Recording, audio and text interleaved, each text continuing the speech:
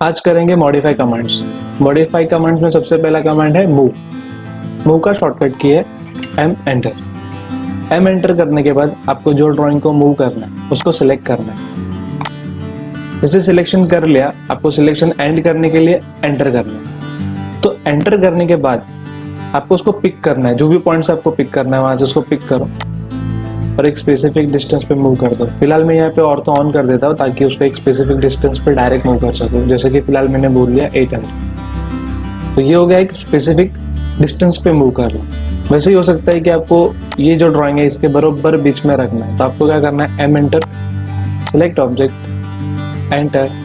मैं इसको सेंटर से ही पिक करूंगा और इसके बराबर सेंटर में छोड़ दूँ। तो इस तरीके से इजीली आप ऑब्जेक्ट को मूव कर सकते हैं। मूव के जैसा और एक कमांड है जिसका नाम है कॉपी। मूव में बेसिकली होता क्या है, ओरिजिनल ऑब्जेक्ट अपनी जगह से मूव हो जाता है। कॉपी में क्या होगा, ओरिजिनल ऑब्जेक्ट जगह पे होगा और कॉपीड ऑब्जेक्ट प्लेस होते जाएगा। तो यहाँ पे कमांड अलग है उसका, CO एंटर। CO एंटर करने के बाद अगेन आपको सिलेक्शन ही करना है। सिलेक्शन करके अगेन एंटर करना है, पिक करो ऑब्जेक्ट को और जहाँ पे भी रखना है वहां पे रखो। सिंपल। जब ऑर्थो ऑन होगा और आप किसी ऑब्जेक्ट को यहाँ पे ऐसा प्लेस करने जाओगे, रैंडम कहीं पे अगर प्लेस करना है कॉपी, तो आप जब क्लिक करोगे ना तो वो वहां पे प्लेस नहीं होगा। तो टेम्पररी आपको क्या करना है, ऑर्थो को ऑफ कर देना और फिर जहां पे भी रखना है वहां पे क्लिक कर दो। लेकिन जब आप ट्रैकिंग यूज करोगे ना, स्नैप ट्रैकिंग, और वो टाइम पे ऑर्थो ऑन होगा ना, तो प्रॉब्लम नहीं आएगा, वो ऑटोमेटिक ट्रैकिंग के हिसाब से वो पिक कर लेगा। बस एक छोटा सा डिफरेंस है जो आपको ध्यान में रखना है। तो दो कमांड हमने अभी देखे, एक था मूव और एक था कॉपी। अभी जो भी कमांड हम लोग करने जा रहे हैं ना, उसके सबके स्टेप्स सिमिलर होंगे, तो ये बात आपको ध्यान में रखना। New command rotate. अभी ये एक अपने पास स्केच पड़ा हुआ है यहाँ पे, जो भी ड्राइंग है रैंडम, उसको हम लोग रोटेट करते हैं। रोटेट का कमांड है RO enter, select object, enter. Base point आप कभी भी याद रखना कि आप लोअर लेफ्ट कॉर्नर यूज करो, उससे क्या होगा, आपका जो एंगल होगा वो एकदम एक्यूरेट आएगा। जैसे कभी मैंने इसको बोल दिया 45 डिग्री, तो उसने ये पॉइंट से 45 डिग्री लिया। चेक कर लेते एक बार। मैं टेम्पररी एक लाइन बना रहा हूँ, ये आपको चेक करने की जरूरत नहीं है, जस्ट प्रैक्टिस करने के लिए मैं दिखा रहा हूँ।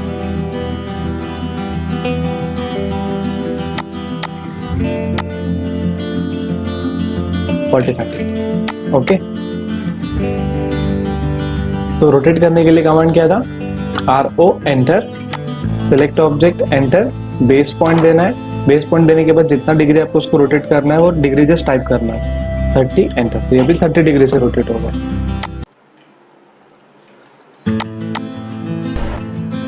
मैं यहाँ पे छोटा सा डायमेंशन सेट कर देता हूँ ताकि आपको थोड़े मेजरमेंट्स दिखने लगे। D एंटर, मॉडिफाई, लाइन में यहाँ पे अप्रॉक्स इसको 20, 40,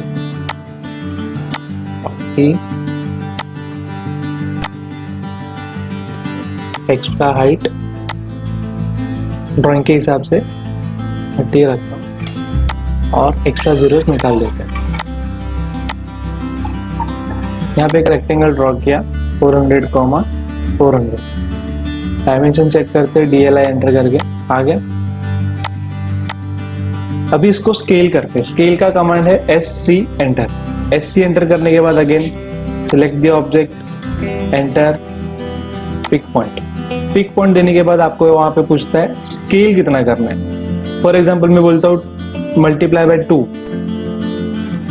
क्या हो गया, 800 बाय 800। उसने मल्टीप्लाई किया, अगर 3 डालता तो मल्टीप्लाई बाय 3 हो जाता।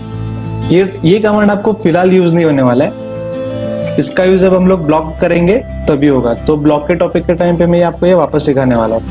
तो अभी के लिए जस्ट आपको प्रैक्टिस करना है स्केल कमांड। इसी के जैसा और एक कमांड है स्ट्रेच। स्केल में क्या होता है, ओवरऑल साइज चेंज होता है। अगर आप सोचोगे कि सर इसको 600 करना है तो पॉसिबल नहीं है। अगर आप इसको 600 करने जाओगे तो ये भी साथ में उतने ही प्रपोर्शन में स्केल होगा। ये टाइम पे आपको काम आएगा स्ट्रेच कमांड। स्ट्रेच का कमांड है S एंटर। S एंटर करने के बाद सिलेक्शन करना है। ये सिलेक्शन बहुत इंपॉर्टेंट है, ध्यान देना। यहाँ पे सिलेक्शन के लिए मैंने पहला क्लिक किया और दूसरा यहाँ पे क्लिक किया। जो पार्ट स्ट्रेच करना है उसको विंडो के अंदर लेना है बेस पॉइंट यहाँ पे दिया, कितने यूनिट से बोला, 200 से। वापस सिलेक्शन किया, सेम स्ट्रेच का कमांड डाला, एस एंटर, वही सिलेक्शन किया, एंटर किया, और वहीं से बेस पॉइंट देके भी मैं नेगेटिव में ला रहा हूँ, तो मैं बढ़ा भी सकता हूँ, कम भी कर सकता हूँ। तो वैसे अगर हाइट बढ़ानी है तो ये पार्ट सिलेक्शन करके ऊपर लेके जाओ 200। गलती से अगर आप पूरा सिलेक्शन करते हो और आप सोचोगे कि इसको स्ट्रेच करते हो, तो वो स्ट्रेच नहीं होगा, वो मूव हो जाएगा। तो स्ट्रिक्टली याद रखना है, जो भी पार्ट स्ट्रेच करना है उसको ग्रीन विंडो के अंदर लेना है, एंटर करना है, पिक करना है, और जो भी डिस्टेंस डालना है वो डाल दो। और एक प्रॉब्लम आ सकती है, बाई चांस आपने ये पूरा सिलेक्शन करने की जगह पे अगर आपने हाफ किया तो वो इस तरह से हो जाएगा। Okay, next command mirror. Mirror में क्या होता है, आप मिरर के जितने नजदीक खड़े रहते हो आपको रिफ्लेक्शन उतना ही दिखता है, जितना पीछे जाओगे उतना मिरर में भी रिफ्लेक्शन पीछे जाएगा। तो यहाँ पे आपको क्या करना है, आपका सेंटर लाइन जो होता है ना वो बहुत इंपॉर्टेंट। फॉर एग्जाम्पल कमांड पहले ट्राई कर लेते हैं, MI एंटर, जो भी ऑब्जेक्ट को मिरर करना उसको सिलेक्ट करो, एंटर करो। यहाँ पे मैं रैंडम पॉइंट्स ले रहा हूँ, first point, second point, enter, तो ये सामने आ गया। यहाँ पे एक स्पेसिफिक डिस्टेंस नहीं, जब भी आपको कोई स्पेसिफिक डिस्टेंस पे उसको मिरर करना है तो एक रेफरेंस लाइन ले लो। यहाँ पे मैंने 600 पे ले लिया। अगेन मिरर का कमांड MI एंटर, सिलेक्शन कर लो जो भी ड्राइंग को मिरर करना है और उसका मिड पॉइंट पिक करो, तो ये आपका हो जाएगा एक्यूरेट। तो एक बार फिर मिरर करके देखते हैं। मिरर का command MI enter, select object, select object करने के बाद एंटर। तो आपको पूछता है first point of mirror line. For example अभी मैं यहाँ पे हॉरिजॉन्टल लाइन लेना चाह रहा हूँ, तो मैंने पहला पॉइंट यहाँ पे क्लिक किया, दूसरा पॉइंट यहाँ पे क्लिक किया। तो जब 2 पॉइंट देता हूँ मैं, तो लास्ट में मुझे पूछता है इरेज सोर्स ऑब्जेक्ट, मतलब ओरिजिनल ऑब्जेक्ट आपको डिलीट करना है क्या। अगर करना है तो Y एंटर करो या फिर इस पर डायरेक्ट क्लिक कर दो। तो फिलहाल मुझे यस नहीं करना है, मुझे नो ही करना है, तो आपको जस्ट एंटर करना है, तो वो एक्सेप्ट कर लेगा। Last time MI enter, select object, enter, first point, second point, फिलहाल के लिए मैं Y एंटर करता हूँ। तो वो पूरा आपके ऊपर है। मैं जनरली क्या करता हूँ, अगर आपको मिरर करना है तो मिरर कर लो, जो पार्ट नहीं चाहिए उसको अलग से डिलीट कर दो, एक ही बात। तो ये था मिरर कमांड। 2 छोटे कमांड है वो भी ट्राई कर लेते हैं, ब्रेक और जॉइन। एक लाइन ले लिया 1000 का, इसको ब्रेक करके BR एंटर, पिक किया और एक रैंडम पॉइंट पे क्लिक किया दूसरा, तो ये जो टूट गया है वो स्टार्ट से एंड पे ब्रेक हो जाएगा।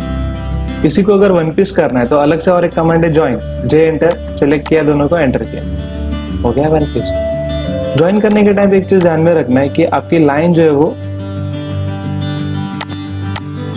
सेम लेवल पे होना चाहिए। फिलहाल ये अलग अलग लेवल पे, आप सोचोगे कि J एंटर किया, सिलेक्ट किया, एंटर किया, नहीं होगा। लाइन सेम लेवल पे होना चाहिए, तो ये होगा। ये छोटा कमांड है, इतना इंपॉर्टेंट नहीं है, बट कभी कभार यूज करना है तो कर सकते हैं। तो यहाँ पे हम लोग ने 2 कमांड किए, एक था ब्रेक जिसमें लाइन टूट जाएगा, और दूसरा था जॉइन जिसमें लाइन जॉइन हो जाती है। जॉइन का और एक यूज ऐसा भी हो सकता है कि आपने एक लाइन बनाया बहुत सारे टुकड़े में, तो ये भी अलग अलग लाइन है। J एंटर करके सिलेक्ट करो और एंटर कर दो, तो ये पूरा 1 पीस लाइन हो जाएगा। तो ब्रेक और जॉइन इस तरीके से यूज होगा। नया टॉपिक, एरे। एरे जनरली क्या होता है, एक ही टाइम पे मल्टीपल कॉपीज बनाना। तो वो कैसे होता है वो देखते हैं। एरे 2 टाइप का होता है, एक होता है रेक्टेंगुलर एरे और एक होता है पोलर एरे। रेक्टेंगुलर एरे रो और कॉलम के हिसाब से काम करता है, और पोलर एरे कोई ऑब्जेक्ट के अराउंड ऑब्जेक्ट प्लेस करने के लिए यूज होता है। तो देख लेते हैं 1-2 एग्जाम्पल। एक रेक्टेंगल क्रिएट किया, उसका साइज ले लिया अभी के लिए 50 का स्क्वायर। अब इसकी मल्टीपल कॉपीज चाहिए मुझे, यहाँ पे भी एक्स एक्सिस में भी और वाई एक्सिस में। तो सबसे पहले हम लोग कमांड यूज करते हैं एरे क्लासिक। ये जूने वर्जन में भी इसी तरीके से यूज होता था। एरे क्लासिक पूरा टाइप करना पड़ेगा। एक बॉक्स आएगा, उसमें पहला ऑप्शन क्या है, रेक्टेंगुलर एरे। रॉस कितनी है, यहाँ पे हम लोग रॉस लेते हैं अप्रोक्स 8 और कॉलम 4 ही रखते हैं। अभी इसका डिस्टेंस कितना रखना है, तो रो का ऑब्जेक्ट हम लोग ने लिया, ऑब्जेक्ट अभी 50 का है तो ये 100 रखते हैं अभी, और कॉलम भी 100 ही रखते हैं। और सिलेक्ट ऑब्जेक्ट पे क्लिक करना है, सिलेक्ट एंटर और प्रीव्यू चेक करना है। तो यहाँ से यहाँ का जो डिस्टेंस था वो था 100, यानी कि 50 + 50। अगर आपको एग्जैक्ट यहाँ पे 100 का डिस्टेंस छोड़ना है तो वहाँ पे आपको डालना पड़ेगा 150। वैसे y में भी सेम कैलकुलेशन है, यहाँ से यहाँ का डिस्टेंस 50 + 50 100, यहाँ से यहाँ का डिस्टेंस टोटल हो गया 100। अगर आपको क्लियर डिस्टेंस 100 छोड़ना है तो आपको 150 डालना पड़ेगा। अगर आपको लग रहा है कि कुछ ऐसा ही एरे चाहिए था तो जस्ट एंटर कर देना, वो एक्सेप्ट कर लेगा। फिर से एक बार देखते हैं एरे क्लासिक। डिसाइड कर लो रोज कितना चाहिए, कॉलम्स कितना चाहिए। सिलेक्ट ऑब्जेक्ट जिसको एरे करना है, सिलेक्ट किया, एंटर किया। डिस्टेंस डिसाइड कर लो कितना देना है। अभी के लिए मैं यहाँ पे 45 डिग्री भी दे देता हूँ। अगर आप देखोगे तो यहीं पे प्रीव्यू भी दिखा देगा कि वो कैसे जाने वाला है।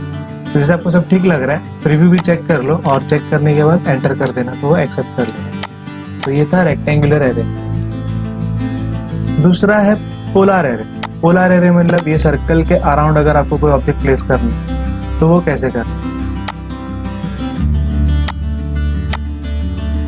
ARRAY एरे क्लासिक, एंटर किया, मैंने पोलर एरे ऑन किया।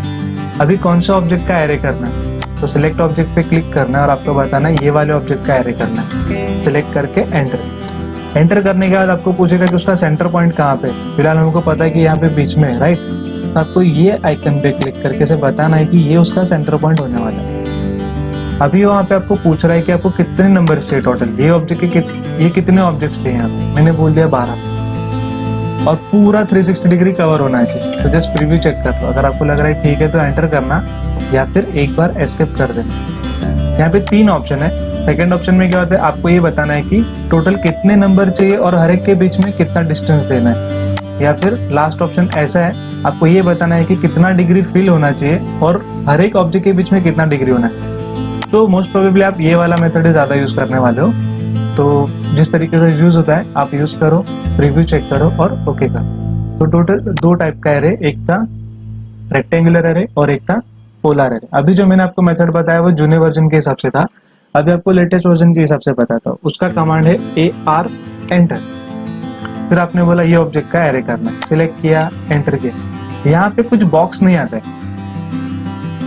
लास्ट कमांड में कैसा था, आपको बॉक्स सामने आता है और उसमें सब एडजस्ट करना है। यहाँ पे सब कुछ यहाँ नीचे से एडजस्ट करना है। जैसे कि अभी मुझे चाहिए रेक्टेंगुलर एरे, तो मैं इसको सिलेक्ट करूंगा तो जो भी सेटिंग्स बॉक्स पे आ रही थी वो यहाँ पे ऊपर आ रही है। पूरा का पूरा सेम है, कुछ भी फर्क नहीं है। कॉलम्स, रोज, कितना डिस्टेंस छोड़ना है, कहाँ से कहाँ तक। लेवल्स जो है वो 3D के लिए यूज होगा तो हम लोग इसको हाथ नहीं लगाएंगे। तो यहाँ से डायरेक्ट भी काम करना है तो कर सकते। फिर से एक बार देख लेते हैं दूसरा मेथड। AR एंटर किया, सिलेक्ट किया, एंटर किया तो पूछता है पोलर, कि वो एंटर करोगे तो भी पोलर ही लेगा। सेंटर पॉइंट पूछ रहा है, मैंने बताया ये मेरा सेंटर पॉइंट। अगेन ऊपर सेटिंग्स आ गए। यहाँ पे आपको ऊपर बताना है कि 12 ऑब्जेक्ट है। तो दोनों में एग्जीक्यूशन थोड़ा अलग है बट आउटपुट सेम आएगा। आपको लग रहा है कि एंगल कम करना है तो आपने यहाँ पे 330 कर दिया, तो यहाँ पे तुरंत प्रीव्यू आते जाएगा और कुछ 300 या इसको 270 कर देता हूं। ओके, तो इस तरीके से यूज करते हैं। इसमें एक नया ऑप्शन था, यानी कि लेटेस्ट वर्जन अगर आप यूज कर रहे हो तो एक और ऑप्शन आता है, वो था पाथ का। जैसे कि ये ऑब्जेक्ट ये पाथ के जैसा एरे होना चाहिए, तो AR एंटर किया, ये ऑब्जेक्ट को एरे करना है, एंटर किया और मैंने बता दिया पाथ। जैसे आप इसको पिक करोगे वो पाथ के हिसाब से खुद ही डिवाइड हो जाएगा। ओके, तो यहाँ पे डिस्टेंस दिया है, अगर आपने डिस्टेंस बोला 100, ठीक है, तो प्ले करना है तो यहाँ से प्ले कर सकते हो। इतना इंपॉर्टेंट नहीं है बट ज्यादा करके आपको यूज होगा polar array. Even rectangular array भी इतना यूज नहीं होगा, लेकिन पोलर एरे बहुत यूज होगा। इससे रिलेटेड अगर कुछ क्वेरी है तो आप वो वर्कशॉप में पूछ लेना जब आपका लाइव सेशन होगा तब। तो ये था एरे।